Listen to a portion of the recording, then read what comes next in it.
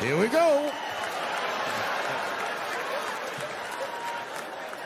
Now, if you guys came here to this show tonight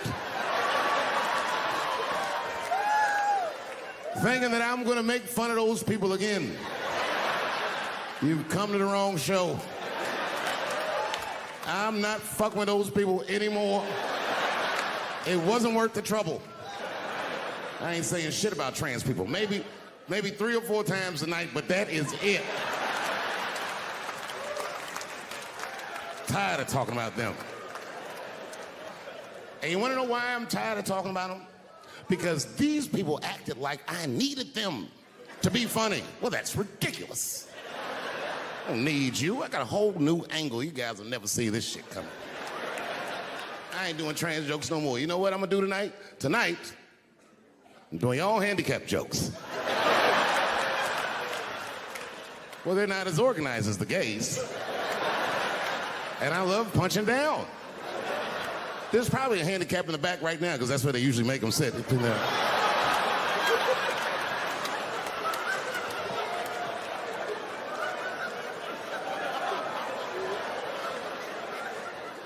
I came here to laugh at transgender people.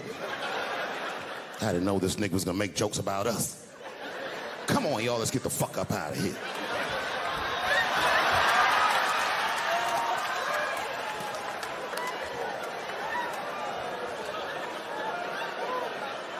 Yeah, it's about time somebody let these handicaps have it. They done met their match tonight. Fuck them. One time I was on Capitol Hill, and I seen a handicapped congressman. Madison Cawthorn, that's his name.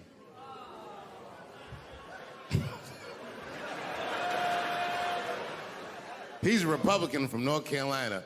And he was shocked because I saw him and I go, hello, Congressman. He didn't even know I knew who he was. He turned around. Then I just walked away. I wanted him to see me do something he couldn't do. I skipped. That nigga was mad.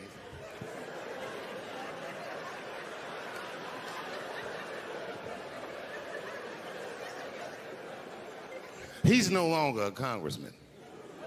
I don't know if you follow politics. I'm not trying to be funny, but he lost his seat. He ran a bad race. Oh, buddy, yes, he did. And you know what he did wrong? He was running for Congress again, and this motherfucker tried to be controversial. He was on all them right-wing podcasts talking all that shit. He was like, Washington is worse than Hollywood. I was at home like, what? He said, these people are disgusting. They have orgies and sex parties and drug parties. And I was thinking, this nigga sounds like Juicy Smouye. He's lying. Now, I don't doubt that they do this kind of shit in Washington. But I doubt he's seen it with his own eyes. Because who the fuck invites a paraplegic to an orgy? So this nigga can roll around and snitch on everybody.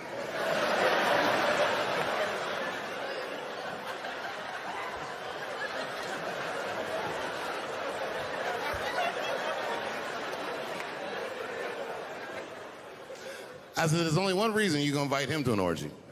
And you know what that is. Have at it, guys. I can't feel anything. Let's get this bill passed for America. One at a time, folks.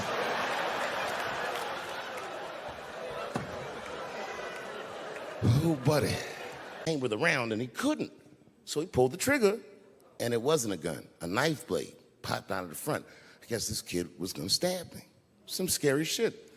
So the next night, even though I didn't have a show, I said, I gotta get right back on stage. And I went and did a show. And someone in the audience screamed out, Dave, what happened with the attack? And I didn't know there was journalists in the room. All I said was that this nigga had a knife that identified as a gun. I got 6 more weeks of bad press for that joke. I didn't even do nothing to this nigga. That's not right. That was not right. And then the New York Post went to the jail and interviewed my attacker like he was some kind of hero. And I read that interview. Turns out the entire attack was my fault. Yes, I triggered him. I didn't mean to. I had done jokes about the homeless. And turns out this young man was homeless. And I mean, there's no way I could have known this. But I will say,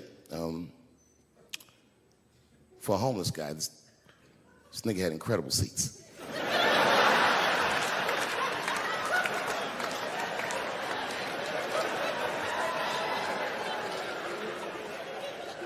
Oh, and they said I triggered him because I had done LBGTQ jokes, and it turns out this fellow was a B.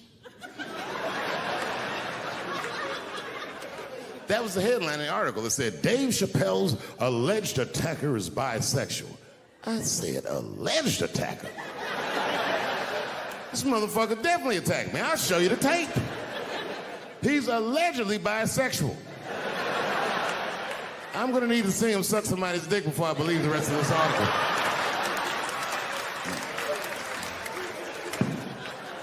I read that shit in the paper. I was horrified. I was like, oh, bisexual? I could have been raped.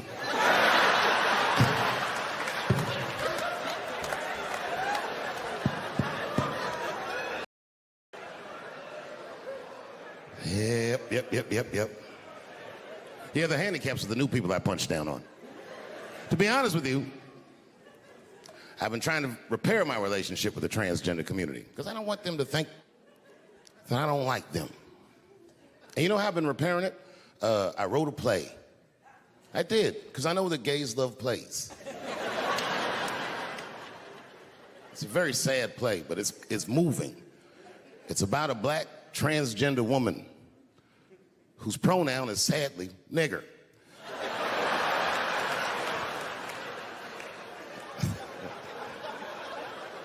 It's a tearjerker. At the end of the play, she dies of loneliness because white liberals don't know how to speak to her. Sad. Speaking of nigger, I've also been working on a book, and this is true. I'm rewriting the American classic, Huckleberry Finn, from Nigger Jim's perspective. It's called The Adventures of Nigger Jim. That's how the book starts. Huckleberry Finn walks up to him and goes, so you're Nigger Jim. And he's like, yo, I just said Jim. What's your name, little buddy? Huckleberry Finn is my name. What? Huckleberry? That's your real name? God-given. You know what? Just call me Nigger Jim. It's fine. I don't care if you are black or white or whatever. If you ever meet a white person named Huckleberry, he has less money than you. That is the white, trashiest name I've ever heard in my fucking life. If you have a name like Huckleberry, you're doomed to fail. If I was in court and my lawyer came up and was like, I am your attorney, Huckleberry Finn, I'd be like, uh-oh, I'm going to jail. God forbid I ever go to jail. But if I do, I hope it's in California.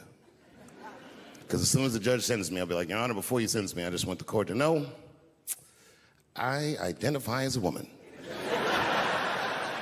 Send me to women's jail. And as soon as I get in there, you know what I'm gonna be doing?